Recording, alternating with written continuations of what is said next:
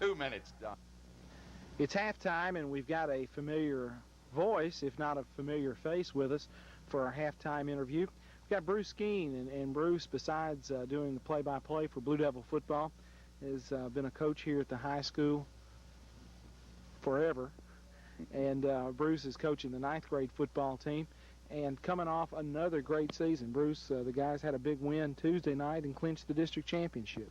Went to Warren County, Tommy, and got behind in the first half, 18-16, and came back the second half and scored 3 touchdowns. Wound up winning 38-18. So played a good second half, made us 5-0 in the district, and clinched the district. We had the district clinched anyway because we'd beaten Riverdale, but we didn't want to lose to anybody, you know. So we went 5-0 in the district. And that's what, 2 years in a row now that you guys have won the district? Yeah, last year we. By a process of elimination, I guess, we wound up 4-1, and I think somebody else wound up 3-1, and another team was 4-1, but we beat the team was 4-1, so we won the district that way last year. This year, we're there by ourselves. An explosive offensive football team. I saw you guys play a couple of 3 times, and man, the big plays, throwing the ball, running the ball, some good skill people. Yeah, Brandon Wharton, of course, Dick Wharton, he's our assistant coach for us, and his son plays quarterback. He's an outstanding quarterback. He does a good job, and probably he's thrown for maybe 10 touchdown passes. We got 2 good running backs, and Jay Sellers, our fullback, and got Tyson Neal, our tailback's a good runner. And then at the end, we got some good receivers. We got Brian Hopkins, who catches the football well, and on the split end, we got Jeff Clemens, and then we use Jamie Shannon some out there, too. They can catch the ball well. Offensive and defensive lines, you had some big kids playing for you. We did. We had Tracy Corley playing offensive tackle, and we had 2 good guards that did a good job for us last night, or Tuesday night it was. Pulling was Chad Gregory and Ian Crockett. They did a heck of a job on the trap, and on the other side, we had Jody Atwood, who does a good job on both sides of the ball, defense and offense. And our end play turned out real well at the latter part of the year. Josh Hill got in there and did a good job at defensive end. And on the other side, Brian Hopkins and John Stewart did a good job at defensive end also. 44 guys on that freshman team. How in the world can you keep up with 44 players? That's more freshmen than I can ever remember you guys having. Actually, 45, Tommy. We wound up with 45 players. The most, I've been here since 1970 as a coach, and the most people we've ever had, I think, has been in the 30s and low 30s most of the time. This year, 45, biggest freshman football team we've ever had as far as size-wise, you know. And we kept up with them. That's 4 football teams with 1 extra one to spare, and when you get in a game, we played Sparta, and we beat them 48-6, and you're trying to get them all in, and it gets hectic down there. You know how it is on radio, trying to call everybody's name. And but these kids had a lot of character. We was down at the half about 2 or 3 games this year and came back and won.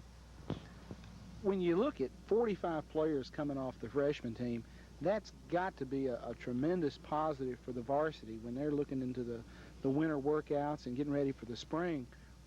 You know, if 3/4 of them stick around, that's a great number of players coming up to the varsity. Exactly. I think if Coach Mark Medley, I think he'd be satisfied to graduate between 22 and 25 football players every year as seniors, if you can do that.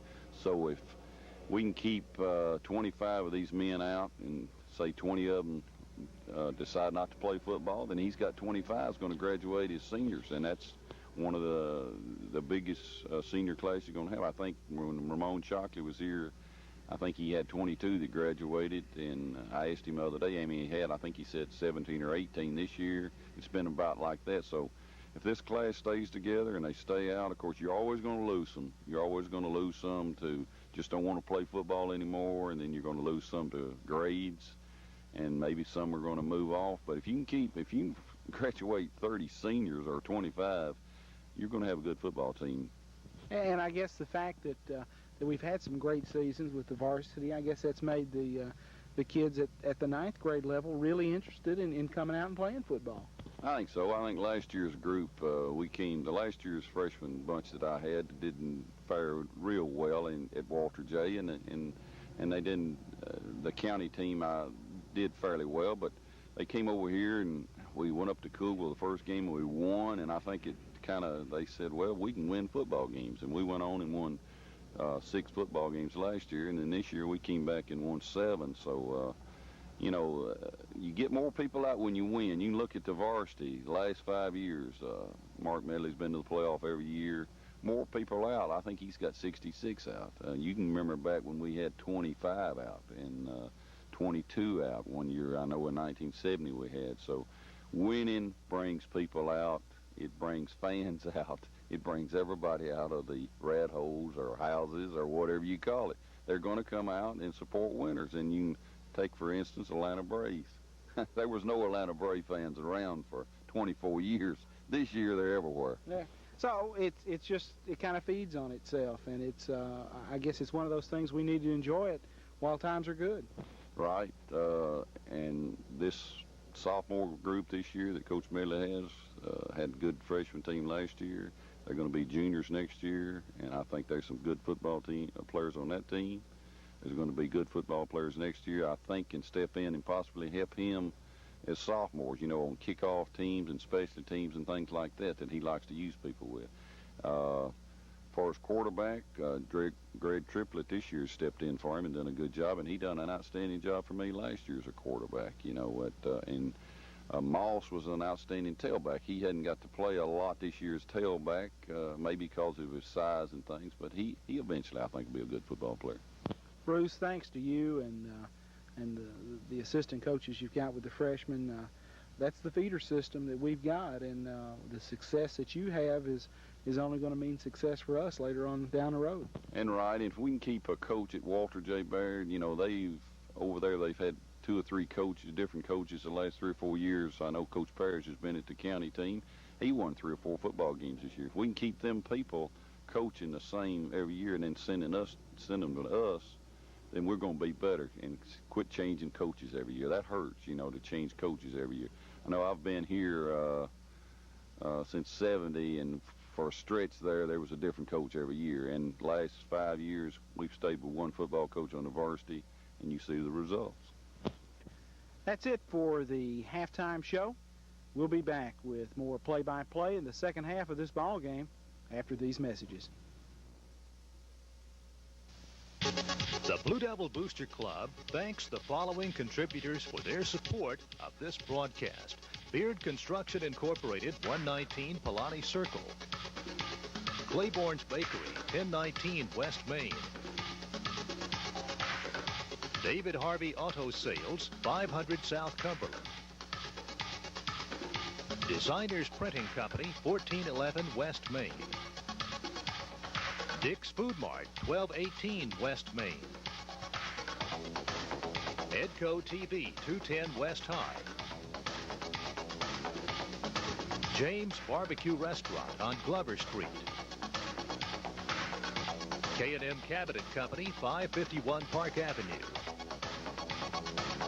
Leviton Cablevision, 223 South College. Compliments of Midwestco Permapipe Division, 1310 Quarles Drive. Sovereign Bank, 120 West Main and 1416A West Main.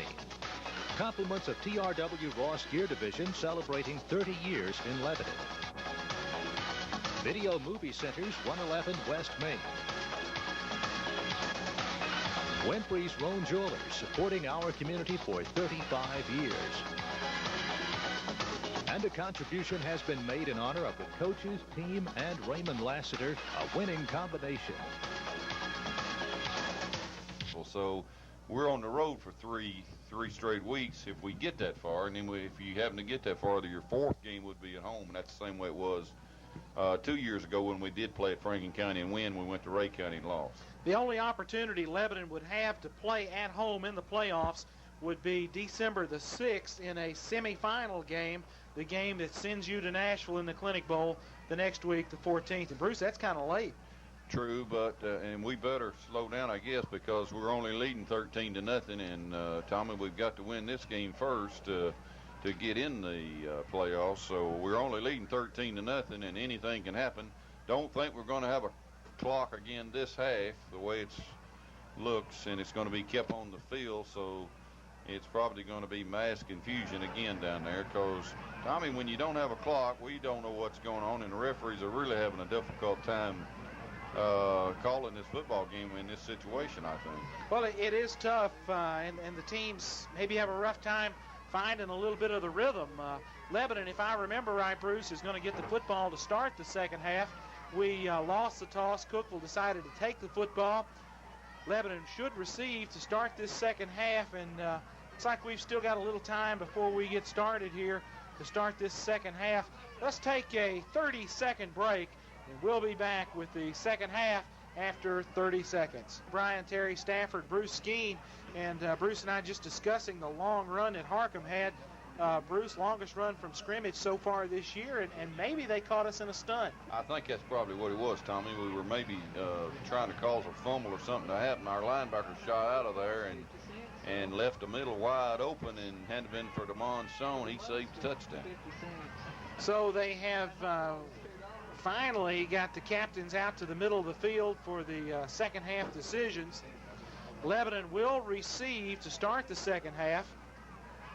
Lebanon will work out of the north end zone. So Lebanon, Bruce, it looks like that we're going to get the wind and the football to start the second half. Yeah, they're going to kick into the wind, and they probably want to win the fourth quarter, Tom. So we need a good chance here to third quarter to take this football and drive it in and score. If you can get up 3 touchdowns, we haven't been scored on but once this year, 3 touchdowns. So that was Gallatin, 21 points. So Lebanon's going to receive. Cookeville will kick off if we ever get the second half started. Man, it's cold weather, but they're taking their time. There will not be a clock because it's running, and they might as well cut it off on the scoreboard. It's down to 8:50. It will be kept on the field again.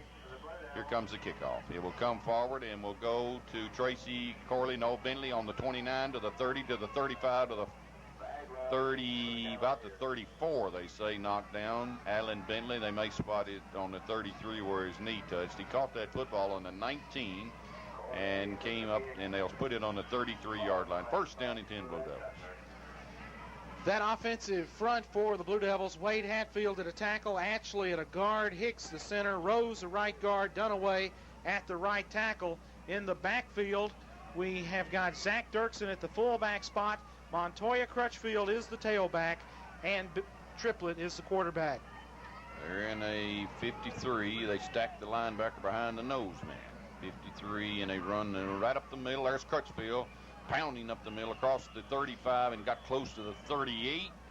Got about 5 out of it as he got to the 38 and maybe close to the 39. We run straight up the middle, and I think that was our game plan, Tommy, to run right straight